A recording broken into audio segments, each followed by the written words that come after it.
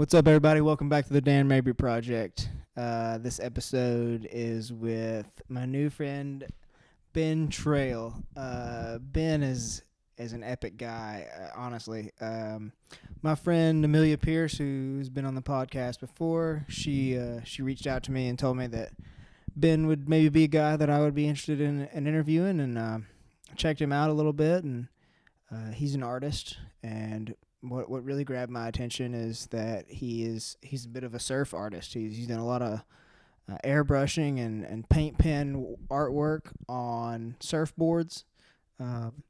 He as we talked about in the beginning here, there's one video of him that I found on the internet, and basically just talks about how he was born in France and basically grew up around the world, and he goes into great detail about that. He did a great job of explaining his story and who he is and kind of what he's been through to get to where he's at now. He spent some time in North Carolina and spent some time in Hawaii and made a lot of connections down there, and is actually pretty good friends with some really, really famous surfers, particularly Jamie O'Brien, who is J.O.B. is his nickname. He's a big YouTuber and an absolute legend in the surfing world, especially on the North Shore of Oahu. I'm excited for Ben. Check him out on Instagram. I believe it's bentrail_art. I'll put it in the description and on the screen here. But please check him out. Give him some love. He's just a really cool guy, just trying to make it in the world and trying to do so through art.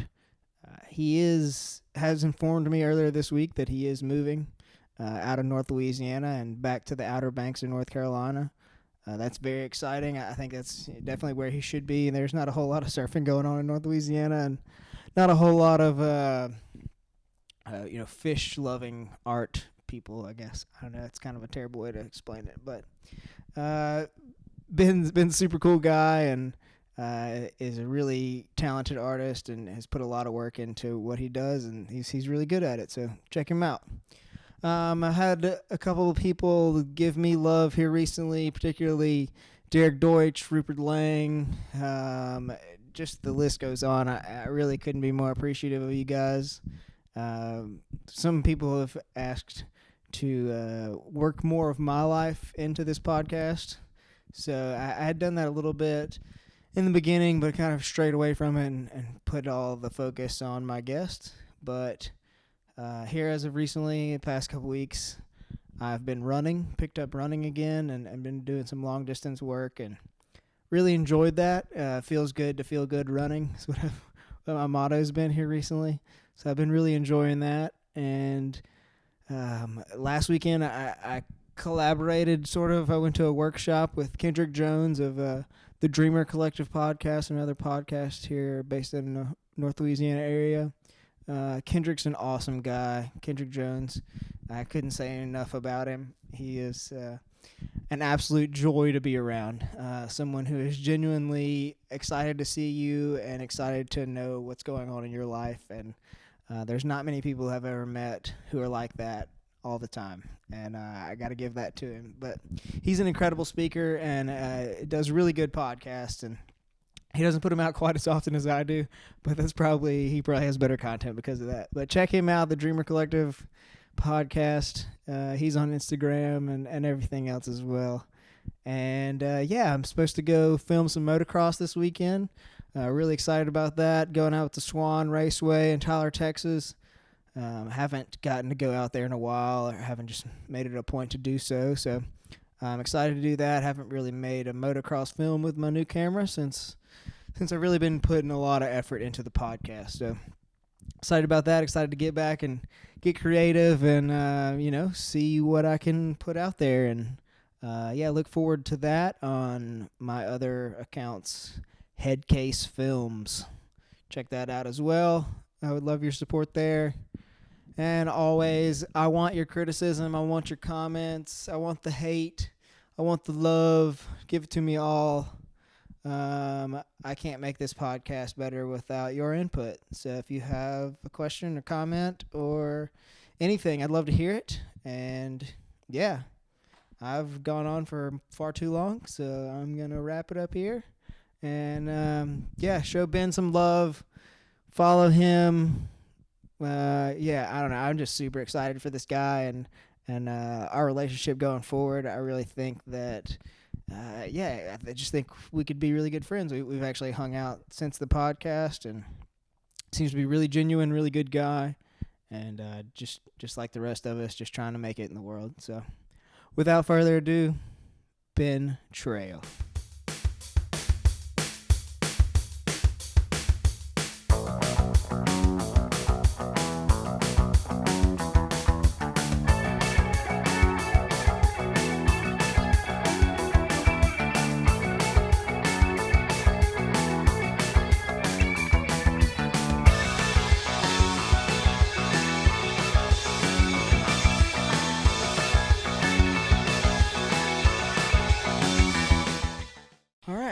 Ben Trail, welcome to the program. Yes, sir. Man, I gotta be honest, I'm like super hyped to meet you.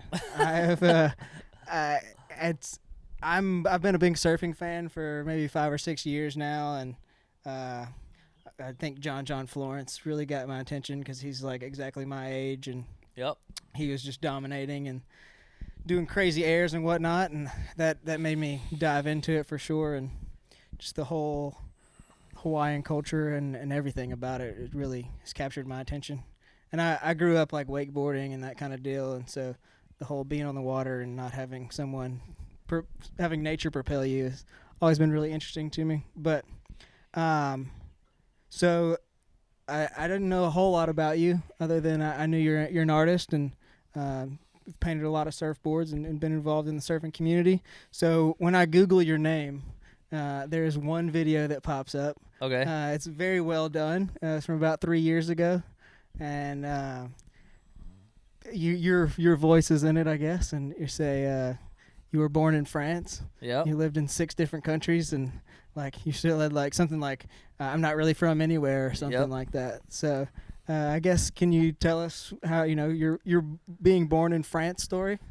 I only lived 6 months in France, just right up front. So it probably sounds cooler than it is because it sounds like I grew up in France, and it's not really true. I lived there for the first 6 months of my life. My mom and dad were there learning French because they were going to be going to Rwanda, East Africa, which is a Belgian colonized country. And so they needed to learn French, and so they went there for about a year, and then I was born about halfway through that period of time. So yeah, I was only there 6 months. So did you go to Rwanda after that? I did. I spent the first 7 years of my life in Rwanda, and then in '94 they had the genocide. That movie Hotel Rwanda. Okay. Yeah.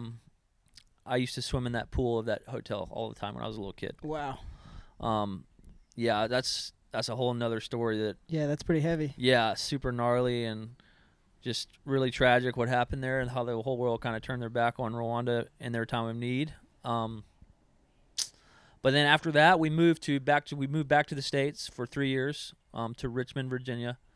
So I was there until I was about 11, and then when I was 11, my mom and dad moved to Mauritius, which is a little tiny island out in the Indian Ocean. It's almost exactly like Hawaii, like Oahu. Okay. Almost the same amount of people, roughly the same size. Obviously, the waves are better in Hawaii than they are in Mauritius, but Mauritius did have a really world-class left-hander that was just like, when that wave was on, is amazing. So I grew up surfing there at Tamarind Bay. What kind of languages spoke there? English and French. Okay. So I grew up speaking French. I learned French when I learned English as a little kid. Gotcha. So I'm bilingual. Yeah. My vocabulary is kind of lingering because I haven't been speaking it very often, but I can fully understand if somebody talks to me, and I can kind of get by in responding. But yeah, Mauritius, I would say Mauritius was really where I consider home and where I lived the longest. We lived there for 8 years, or 7 years, I think it was. But but I have two brothers. I have two younger brothers, and that's where we grew up in the Indian Ocean, the warm waters of the Indian Ocean, just surfing and fishing, and just it was a really cool little beach town, and we had a really great childhood. Yeah, so that was kind of your formidable years, I guess, when you were Yep. really learning who and what who you were and what you could do, I guess. Yeah, for sure. Like And- learning about what you really like in life. Yeah. You know what I mean? Yeah, and I guess surfing quickly became a part of that. Yep. Surfing. I just always had such a draw to surfboards, and I don't know why that is. Because a lot of my buddies wanted to be pro surfers, and I was just always like intrigued with their boards, what they were riding, and how they were shaped, and how they were glassed, and how they were painted, and what kind of fins they were riding, and just all this stupid stuff. All the technical stuff. Yeah, like as a little kid, and Yeah. it was kind of cool. But I would always fix dings and fix all my buddies' boards when they hit the reef, and then so I graduated from high school in 2005. Is that right? 2005. I graduated from high school, and my dad begged me to go to college, and he said, "You just have to go for a year. If you hate it after a year, you can quit." And that's exactly what happened. I went to school for a year, hated every second of it, and I quit. Yeah. And my dream was just to build surfboards. And so I got on a plane, and I moved to Durban, South Africa. Okay. And in Durban, South Africa has some really good waves. It's near. It's not too far from Jeffreys Bay. I mean, it's actually, I think it's like a 2-day car ride, but in retrospect, it's not that far. Right. But I started working for Safari Spider Surfboards, and I started out packing boards for them, shipping, and then one day Spider, the head shaper, came to me, and he said that there had been a laminate that had been sanded off halfway off the board, and he was like, "Could you redraw this?" I was like, "Sure." So he gave me a black Sharpie, and I redrew it, and he's like, "You need to be airbrushing." So they threw me in the deep end. Okay. And me and one other guy, there was another guy airbrushing there named Patrick, and Patrick really kind of took me under his wing and showed me a ton of stuff, and I ended up doing that for about 8 months, and then I couldn't get a work visa renewed, so I had to come back to the States. So I was like, "It's cool, I'll go to California." And that was like my total, thing is I'm going to go to San Diego, or Santa Barbara, or somewhere like that, or Ventura, somewhere where they build boards. Yeah. San Clemente, and I'm gonna keep doing this. Came back, and I got an offer from Liberty University, which is in Virginia, which is in the middle of nowhere, which is just not near the ocean. Right. And they gave me an offer to go to school for free, and I was so bummed. For what? Just because my parents were missionaries. Okay. And so they had like a kind of a deal with the IMB, who the company my parents worked for. Yeah. Their kids could go to school for free. Okay. And I was like, man, I can't turn down a business degree for nothing. Yeah. I can't turn that down. It's just like I'd be an idiot to do that. Right. So I bit the bullet, went there, did a lot of trips to the Outer Banks of North Carolina. So I still got to surf a little bit, but not really. And like just kind of clawed my way through college and graduated in 2010. And then I moved to the Outer Banks of North Carolina. And I was working for Red Bull there for a little while.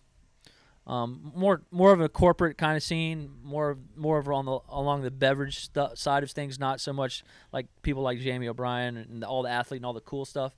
This was all about how many Red Bulls can we sell, and how much can we hit our numbers. Were you like going to events and throwing Red Bull out? That kind No, of I wouldn't even get to do that much. I was like driving a truck, checking on 120 accounts that I had. Okay. And making sure bars and so you went restaurants. full business mode. Yeah, I was all business. Gotcha. Which was cool, I learned a lot. But it was kind of miserable. Yeah. But it was cool in the wintertime or the fall when the waves got good in the Outer Banks. I would get off work at like 2, and I'd go surf. Yeah. And so yeah, it was. I dated a girl there for about 3. No, we didn't date that long. I was there for 3 years. We dated for about 1.5 years. And then all that just kind of fell apart, and my mom got cancer that year. And so I moved back to be with her. My parents were living in Raleigh, North Carolina, which is only about 3 hours away from the Outer Banks. Okay. Came back, help her. She's an animal. She did 105 chemo treatments. Oh my gosh. She had stage 3 colon cancer, and she ended up beating cancer. That's incredible. Yeah, that's a lot of chemo. She's the strongest person that I know. No doubt. And but yeah, she did that, and then she went into remission, and everything was looking good. And she told me, Ben, it's time for you to go do your thing. It's time. And not that long after that, I got a phone call from one of the guys in the Outer Banks, Lynn Shell, who's a really good shaper out of the Outer Banks. And he called me one evening out of the blue. He was like, "Hey, do you want to go to Hawaii?" I was like, "Hell yeah, I want to go to Hawaii." Who doesn't want to go to Hawaii? For sure. He's like, "Yeah, call this guy." So I called this guy and named Dennis Kirk, and he owned a big surfboard factory and a retail store in Hawaii. Okay. Not too far outside of Honolulu. And he was like, I'll buy your ticket over here. He said, "Come over here. I'll find you a place to stay. Come do this. Come help me. I need help." Was this just based on your business experience or your artistic experience? It was all just who I knew. Yeah. And that's really, in surfing, that's all it is. For sure. So when you're in South Africa and you get handed this black Sharpie, I guess that man had already seen some of your artwork before? No? Nope. So he just said, I was luck of the draw. "Hey, you think you can do this? Go for it." Totally luck of the draw. But you had been drawing at that point. Yeah, I've always drawn my whole life. I always had something in the works, you know what I mean? Always was figuring it out, Is that weed eater going to bother us? Yeah, it shouldn't. It's pretty direct. Okay, cool. I just want to make sure. Yeah. So I guess whenever what are the Outer Banks of North Carolina like? I mean, is that super cold surf? Yeah. Super cold, rocky, I would imagine? Yeah, it's a bunch of beach breaks, which is cool. Okay. And there's tons of different beach breaks, so you can kind of keep just driving until you find a little peak somewhere. So there's like really uncrowded surf. Yeah. That's going to really drive me crazy. Now that's going to... All right, okay. Can we pause it? Yeah, for sure. All right, cool. So Outer Banks of North Carolina, I guess we were talking about? Yeah, cold water, brown water, not Hawaii, but some really good waves. A lot of really great surfers have come out of there. Guys like Jesse Hines, Matt Beecham, Noah Snyder. They're all about 8 to 10 years older than me. But they all still live there and they all shred and they surf really good. Cool. So I guess you get to Hawaii and you're helping this guy just run the business from start to finish. I was selling boards. I was in the shop, okay. And we had about almost 1,000 boards under the roof.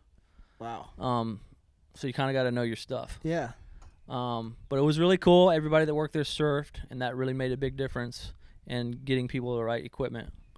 You go to a lot of surf shops and nobody surfs, and they don't know what they're telling you about. They're selling you the wrong board. Yeah. And that's something that I was taught from the very beginning, is that you need to put people on the right equipment, and that's very important. It's going to help them get to where they want to be faster instead of just trying to sell them an expensive surfboard that's not the right fit. But yeah, I did that for him for about a year and a half, and that was towards the west side of Oahu. But the the North Shore is really where that's where Pipeline is. That's where Jamie lives. That's where the whole world of surfing is at. The North Shore, and that's where I really wanted to be. But it was just super hard to try to find a place to live there, and yeah, that's what I've heard more than anything. It's just like, oh yeah, all the people that own those houses are either companies and have a bunch of riders up there, or just have had those houses for years and years. Yep. So yeah, that happened. I decided I want to live there, and this couple in my church, they got wind of me trying to find a place, and they had this little man cave out behind their house that was right at Waimea Bay. Wow. And they rented me that room for $300 a month. I could walk to Waimea Bay. You said yes, please. And I could ride my bike. I could ride my bike to Pipeline. Golly. Yeah, it was mental. That's incredible. Yeah, it was like a movie. You know what I mean? It was a trip, and then I ended up started working for another guy named Carl Shopper, and he lived on the North Shore, and his shop was at the Wailoa Sugar Mill, where all the surfboard builders are up there. And he was building all the lost boards for Hawaii. Okay. He was the go shaper for Matt Biolis there. Okay. And he had a shop and found out that I could airbrush. And so I just did kind of both. I worked in his shop 5 days a week, and then on my off days or in the evenings, I would airbrush for him. And I did, I don't know, hundreds and hundreds of boards for him. He was the best boss that I've ever had to this day. I can't say enough good things about Carl Shopper. He's a really good friend and treated me like family and just took really good care of me. And he took care of all his employees like that. That's one thing that I really miss about Hawaii is him. And all his mentorship and all the stuff he taught me and took time out of his busy schedule to teach me stuff. And, yeah. So is he himself shaping most every board that comes out of there? Or yep. all He's got a couple of go shapers, but he does a lot of it. He's still a powerhouse, and he's in his early 60s, and he's still cranking them out. Is he a native Hawaiian? No, he's from Florida. Okay. Yep. You mentioned him in that video that I watched, and so I just looked him up briefly and saw that he had clearly had a reputation, but I didn't get to dive into. He's been in Hawaii the last 30 years. Okay. But he's originally from Florida. So he's really been there for this whole boom that's happened. Oh yeah, he was there surfing. from the beginning. He's shaped boards for Mark Akilupo, who won a world title. He shaped boards for Bonga Perkins, who won 2 longboard world titles. So yeah, he's every single. If you've ever heard of a really good surfer, they've all gotten at least one board from him. Yeah. At some point in their career. Yeah. They always find a way to get one board from Carl. That's cool. He just never had the John or the Kelly, the big name, or he never had the guy. You know what I mean? He's an insanely talented shaper, and he can build boards as good as anybody in the world. But he just never got that one guy. Yeah. And that's really all it takes. Like I said before, it's all about who you know. Well, it's all about who you got on your team. Yeah. Yeah, I've definitely seen that loyalty to a shaper for sure. And a lot of that is just luck of the draw, man. John's mom, when John was like 11, came to Carl and was like, hey, do you want to build boards for him? And he turned her down. And because he knew exactly what was going to happen. He was going to build him a really good board, and then he was going to take that board to somebody else and have them just duplicate it. So I don't know how accurate all that is. I'm not trying to sit here and talk smack on John Florence or anything like that, but if that was the case, then he made a wise decision, I would imagine. Yeah, I mean, it's just hard with those guys, you know what I mean? Like you got to build them so many boards, and like I said, it's only that one or two top tier guy that's going to ever make you any money. Everyone else is just going to suck you dry and make you build them a bunch of boards and then break them all or turn them in, and then That surfing is a weird thing like that. Yeah, I've thought about, especially with how green things are going, like how can surfboards become more sustainable and that kind of deal, and why are they breaking? But like, I guess it's just kind of the nature of the beast. I mean, it's hard to make something that floats like that. It's hard to make something that flexes that won't break. Yeah. And there's a lot of flex in a surfboard that people don't realize. Yeah, I guess I didn't realize that. Yeah, so it's all about the ratio of how strong can we build it, but how progressive can we get with it? You know what I mean? That's what Carl always used to say. He's like, if I could find a board that rode insane but never broke, I wouldn't have a job anymore.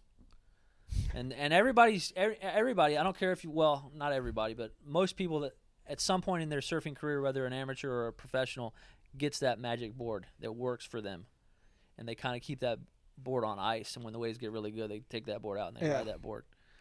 But yeah, flex and flex patterns, strength to weight ratio, building a really strong light board, hard to do. Is shaping something that you've taken a shot at? Yeah, I've probably shaped 15 or 20 boards in my life, which is nothing. Just backyarding it. Yeah. I've sold 2 boards that people actually still ride today. That they love them, and I got lucky. That's basically what happened. I'm not a shaper, but I always wanted to be a shaper until I got into airbrushing. But I love resin too. You know, I love to laminate, like to glass a surfboard. Okay. And then that was what really drew me to the art that I do now, is that feeling of getting a new board, or that feeling of building a new board. I get to do that every single time I build it. Every time I paint a canvas, Yeah. I get to build a surfboard. Yeah. Well, and like you're talking about glassing it, I guess is essentially what you're doing there. Yep. And I'm sure that's a satisfying feeling to know that it's done. And well, it's so cool because up. I'll look in my, like, that's like having 10 new boards. Yeah. You know what I mean? Yeah. and I can go in my shop and I can measure up a different size that I want to make and to fit the painting that I want to do, and laminate it and hot coat it and sand it and draw on it, and then. So you mentioned like airbrushing was kind of something you were doing on the side. Did that eventually become your job, or? It could have. I didn't really want to do that because I had such a good thing going with Carl. Yeah. He was paying me really good, and airbrushing is a really difficult thing to master. It takes a lot of years to figure it out. It's just like shaping or laminating or sanding or any of those things. They say your first 100 boards are mistakes. Just a total flop. Yeah. And so it's hard to find somebody who's gonna give you a chance to make 100 mistakes, right, before you actually start making them some money. Yeah. So it's again all about who you know, how you get your foot in the door. If you get lucky, somebody might take a chance on you. That's another thing about surfing and surfboard building, is that it's all like a sacred craft, and it's all like passed down from generation to generation, which is really cool. But there's no schooling for it. It's not like you can I'm going to go to school to learn how to glass. Yeah. That doesn't exist. Yeah. It's definitely like an apprenticeship type deal. Yeah. Yeah. I guess that's not surprising, just due to the local, the family attitude of surfing in general. Cool. So you mentioned that, I guess you were painting surfboards on the side for him to then sell. Is that right? Yep. Okay. Mm-hmm. So like that was kind of an add-on to the board, like an extra selling point to the board, I guess. What, an airbrush? Yeah, yeah, for sure. It costs more to get color. Yeah. On a board. You can buy a clear for X amount of dollars, and then if you want to get airbrush, it's another $50 or $60 or $100 or whatever. So were you given creative freedom, or were you told to like? Depending hey, on it, just depended on the customer. A lot of times the customer would want to talk to me and say, "Hey, what do you think?" And I would tell them what I thought, and then we most of the time they would give me a lot, artistic licensing just to do what I wanted to do. Mm-hmm. But then there's definitely the handful of customers that were like wanted, Yeah, so like one guy wanted like a pig and an octopus or something, a pig and a mahi or something. Yeah. So I guess that was like a. And that was from a joke that was being told at the time. We were you know what I mean? Like just came from like drinking a beer and hanging out with somebody, and then that idea came up. For sure. And got to create that. Well, and I used to follow this guy. I think he's in Australia. His name's Lewis, and he does a lot of paint pen artwork on surfboards, and that was something that I realized is like, you're just gonna do another one, so like why not just get creative and wild with it if you so choose. I also think it's funny to see like just dudes just grabbing a can of spray paint and just spraying their boards random ways and wild colors and stuff. And we some of these guys are like world-class surfers, but they can't draw a stick figure. And which means it's really bad when you give them a can of spray paint. Yeah. And they just make the board look so bad. Yeah. Like to the point where it's like it's not even going to look good in a photo. Yeah. And so we would have to kind of talk those guys off the cliff and be like, "Hey, can you let Ben paint your boards, please? Yeah. It's just going to be better for everyone. Right. It's going to be better to resell that board once you're done using it. It's going to be better for the photo. It's going to be better for your career." So I just remember, I'm not going to name and drop anybody, but some of these cats were just blowing their boards up. So are you painting the bottom or the top part of the board most of the time? It just depends. Yeah. I paint a lot like jammies were a lot of decks, like the top of the board. And then it just depends. Just depends on what you're looking for. If you're doing it for like the pros, like guys that are doing big airs, like guys that are like more into aerial surfing, I'll get their bottoms painted a lot just because better photos. Yeah. Yep. But for it's totally up to the customer. Yeah. So we talked about airbrushing. We talked a little about paint pens. Was that something that paint pen you got into later on? I got into the paint pen after I airbrushed. Yeah. So I started out with paint, through a gun, and then got into the paint pens a little later on. I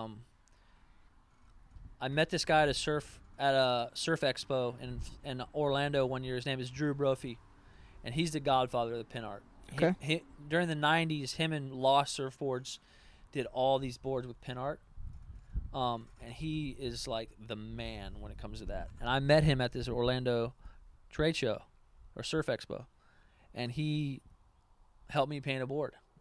And we both painted a board live for a bunch of people, and it was super cool. For him to take his time out of his day to do that was really cool. But I guess he didn't realize that I was going to keep using those paint pens for the next. I've been doing this for now going on 10 years. Can't believe it's been that long. But yeah, I started doing the pin art, and the pin art's really cool because you can get a board, a clear, buy it off the rack, or buy it or just get it shaped, and then you can take it wherever you want to go. You don't have to have a spray room. You don't have to have an air compressor. You don't have to have all this crazy paint. Yeah, it's just cool. You can Jamie would get 15 boards from Wade Takoro, already painted pink and black rails. Then I would go over to his house. He'd fire up the barbecue. We'd watch golf or whatever, just hang out, talk story while I'm painting his boards. Yeah. And I'd paint 2 or 3 a night, and then before you know it, he's got 15 boards, and they're all airbrushed, really cool, or paint pen. And it was just cool, just stories. Like we painted a lot of fish because we both like to shoot fish and eat fish and go fishing and spear fishing and all that stuff. That's what you were seeing. That was what's on your mind. So. Yeah, for sure. We did that run one winter. Next winter we did some knives, because a lot of guys will call them a blade. That's kind of a slang term. Check out this blade I got. Okay. So we did a bunch of I did a sashimi knife. I did a big Bowie knife. I did a switchblade. Just stuff like that. Yeah. It was just random. Yeah. Super random, but really cool. And just to see the photos that he was getting with those boards was just, that's for a guy who's airbrushing boards, to see a double spread in a magazine and a really good shot of the board in a barrel, it doesn't get any better than that. Yeah. Or get a cover. It doesn't get any better than that. That's got to be a super exciting feeling, I can only imagine. And you know what's funny about that, Dan, is that no one ever knows who did that, and no one ever cares. And that I honestly mean this from the bottom of my heart. I almost like it better that way. Yeah. I'm not a famous person. I'm never going to be a famous person. Me doing a talk with you right now is probably the closest thing I'm ever going to get to being famous. But I get to paint boards for the best in the world. For sure. And that's something that I get to hold on to and carry with me. And that's all I need. I don't need a bunch of pats on the back. You know what I mean? Yeah. It's well, and you mentioned that, and we talked about it earlier. There is a very iconic photo of Jamie O'Brien on fire in a barrel on a board that you painted. Yep. And like you said, I've seen that photo. I've seen it for a couple of years now, and definitely didn't know that anyone painted it or you for sure. So yeah, that's super epic to know. yeah, it's cool. I guess that's what it is. It's just for you to know and have that in your heart, for you. Yeah. You know what I mean? Yeah. And that's just, now that I'm here in Louisiana right now for this section of my life, those are the things that I remember, and those are the good things that I take with me. No doubt. I guess, can you tell us how you and Jamie O'Brien became friends? Yep, I can. We had a mutual friend. At the time, it was his photographer, Brent Billman. Okay. You got to check him out, Brent Billman. He is an amazing, amazing photographer. But I started spearfishing with Brent. He's also a really good waterman. He's a phenomenal free diver, and so we went spearfishing together one day on his jet ski out at this super cool place out on the right where the west side meets the north side of Oahu, and a lot of good fish there. We went there and we airbrushed, and I forget how it came up, but he was like, "Yeah, Ben, you should paint some boards for Jamie." I was like, I'd be stoked to paint some boards for Jamie, but I Yeah. don't know Jamie. Yeah. And I don't want to be weird and cold. Knock on his door. Hey, can I paint some boards for you? Right. You know what I mean? So he's like, well, let me talk to him and see if he'll get some fish on his boards. He talked to Jamie. Jamie was like, psyched. He was like, yeah, tell him to come over. And so I went over, met him one night. He had a stack of boards. I brought my paint pens. I had them in my truck. And I painted 3 lures on his boards. I still have that photo.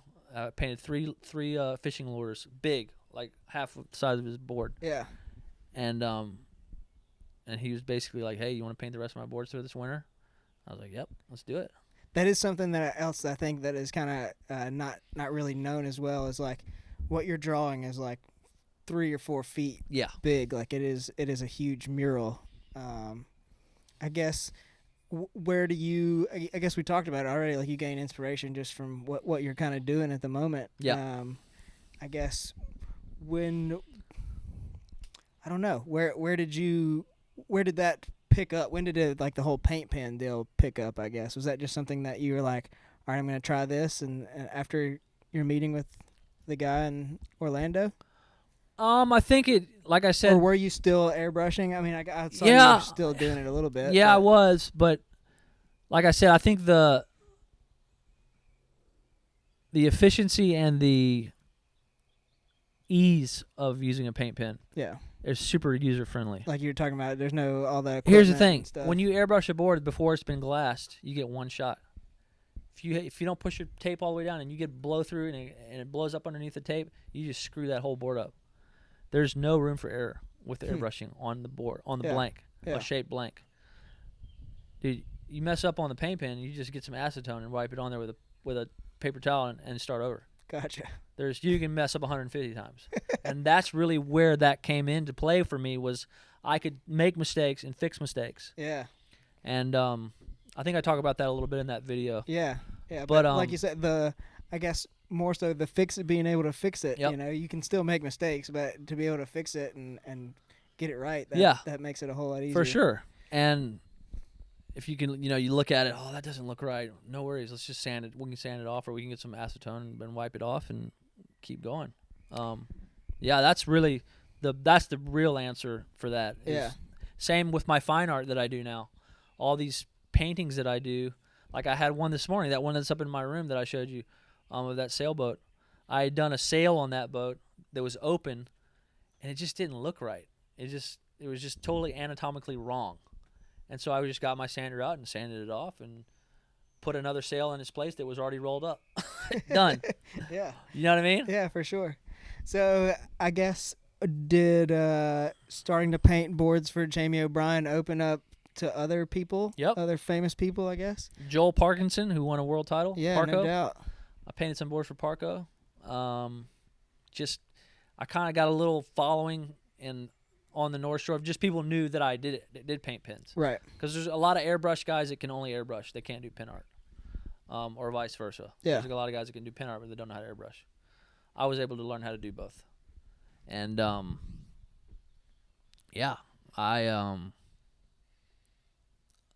I just miss it. You know what I mean? Like, I went through some really hard stuff this last year personally that I needed to deal with. And that's why I came home to be here with my family.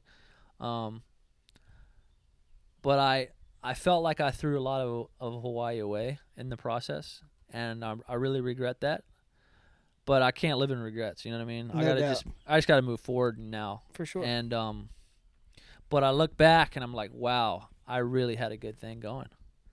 I was airbrushing boards for the best guys in the world. I ended up buying a condo. I had gotten some money and was able to buy a place there, which made it affordable to live. Yeah. Had an amazing truck. I had a girlfriend. I had a dog. I had everything. And just emotionally not being able to deal with life is a really hard thing. And I guess that's one thing that I'd like to say in this podcast is that if you are struggling with something internally, it's important to talk about it to somebody and get that. You got to take care of yourself. No doubt. Because if you don't take care of yourself, everything else will fall apart. And that's exactly what happened to me. And I finally, after a year and a half now, am finally getting back on my feet enough to where I can go, you know what? I'm ready to pursue building surfboards again. I'm ready to go to California or go to New Zealand or go to the moon Yeah. and paint boards again. Yeah. I've been talking with a couple of guys out of California and in Florida. Again, it's super hard to get your foot in the door. Nobody wants to try somebody new. Right. So I'm probably going to end up moving out to one of these places and just get a day job and then try to see if I can get my foot in the door somewhere. Yeah, establish an address and go from there. Yep. I would imagine that your history has to help you out a little bit. I mean, you would think, Yeah. You would show them all these pictures of boards that I've done, and you would think that they would actually want me to come, but yeah, so far it hasn't been the case. interesting. So you've been back here a year and a half, you say? Yep. I've been back here a year and a half, which is crazy. So did you take time off from doing art? Yep. I didn't paint for almost 8 months. Yeah.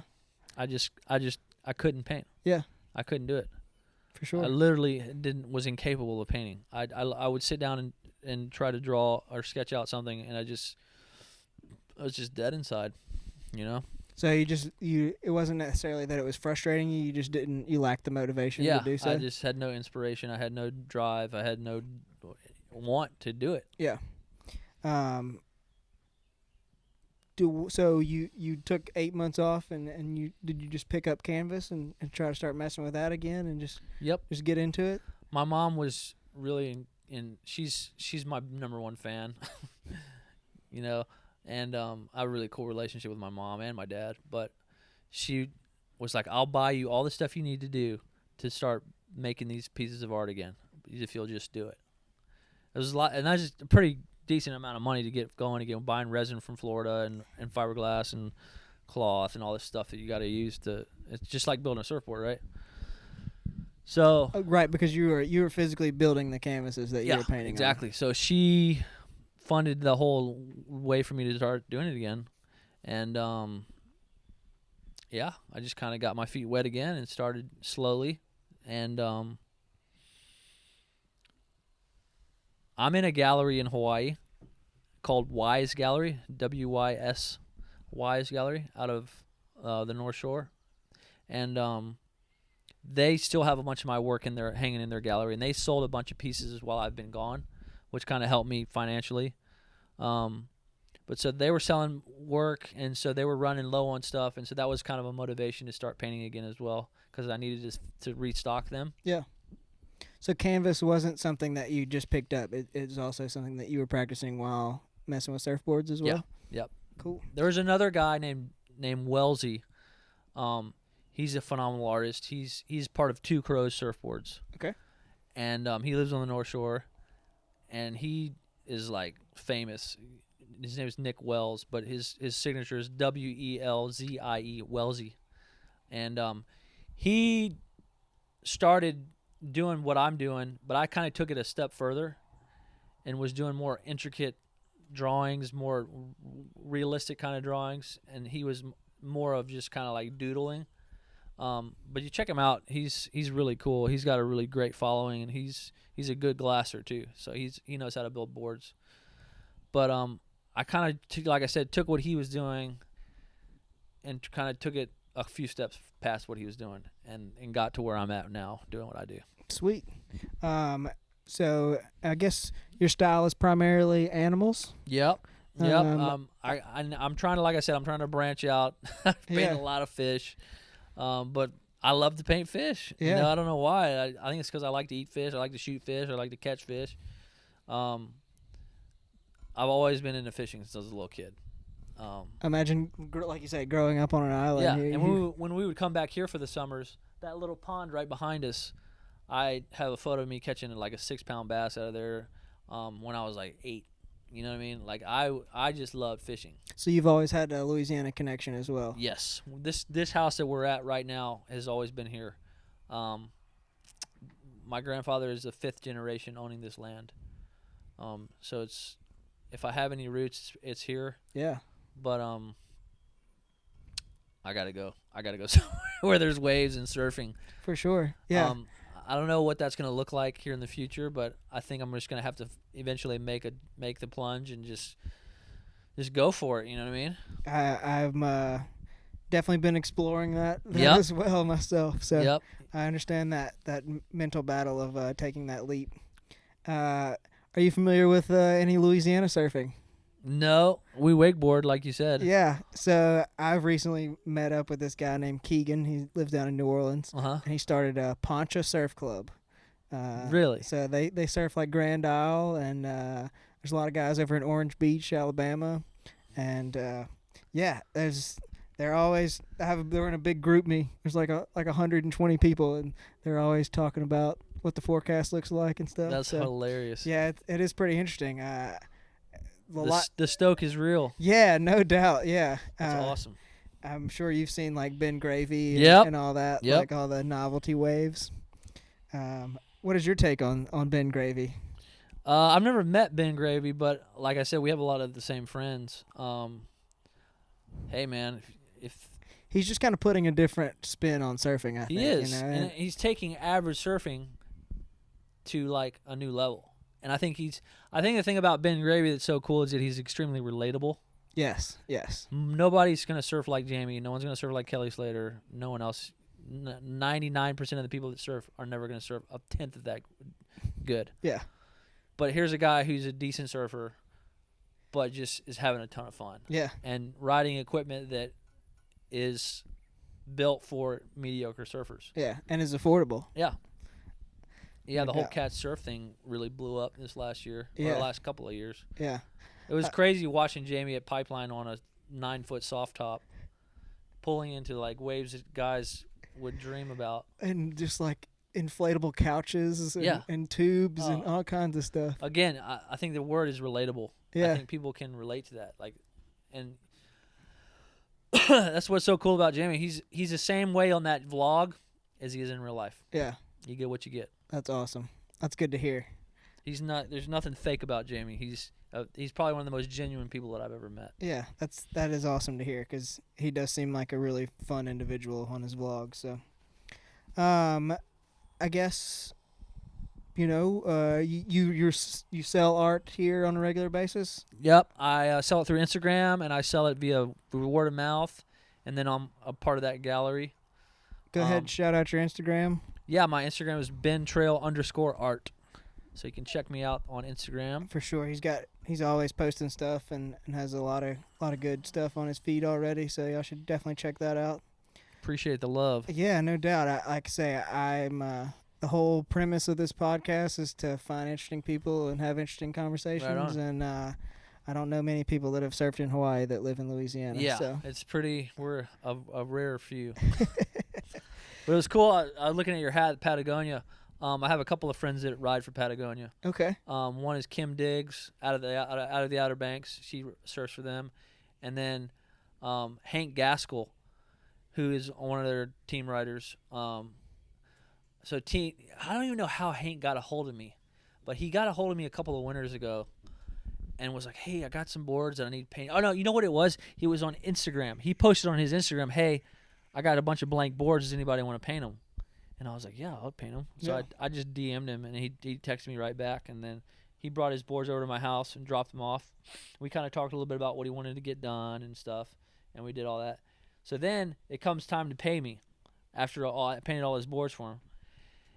And he's like, "Hey, man, like I can pay you in cash or I got a bunch of gear." And I was like, "Dude, this guy rides for Patagonia. Yeah. I want some gear." Yeah. So he ended up giving me a black down jacket, which is like $300. No doubt. He gave me a wetsuit, which is Okay. another $250. And yeah, so he gave me like $600 worth of stuff Yeah. for painting like 3 boards for him. Deal. I was stoked. I still wear that jacket to this day, and I still have that wetsuit. Yeah, I bet so. So I guess maybe when was the last time you got in the water to surf? Shoot, that's a good question. I don't even remember when my last surf was. I'm trying to think. I don't know. Yeah. It's been probably a year and a half or 2 years. Yeah, since you left Hawaii. Since I left Hawaii, yeah. Which is sad but true. Yeah, as much as it sucks living in Louisiana being a surfer, it just makes me that more hungry to go back and figure out how to do it again. No doubt. Like I know that if I can figure out how to do it one time, I can figure out how to do it again. For sure. And so that is something that really drives me to think about the future and to know that like I can do this again. Do you think that opportunity is still in Hawaii? Not right now. I mean, I know you mentioned California earlier, but I kind of made a pact with myself that I wasn't going to move back to Hawaii until I had another half, until I meet a girl. gotcha. Because Hawaii is just so far away, and for me personally, I know that I'm going to need some support, and so that's just been my kind of my promise to myself that I'm not going to go back out there until I have some family with me. So that may never happen. I respect that. I mean, that's definitely something that I battled whenever I was up in Denver and all alone. And for sure, you know how it is. Yeah, I mean, I had 2 friends, but one of them was married and the other one was in law school, so they didn't have time to hang out with me. So, yeah, and respect that. You know, they're better off for it now. But yeah, I definitely get that. So, yeah, I don't know. You got anything else you want to share? I think we're good, man. I appreciate you letting me come on the show. Yeah, and for sure. Talk story with you. Yeah, really, really happy. Like I said, I was stoked to meet you to begin with. And Yeah, likewise. No worries. Yeah, so cool. Well, we'll wrap it up there, and maybe we'll catch up with you down the line. All right, man. Sounds good. Sweet.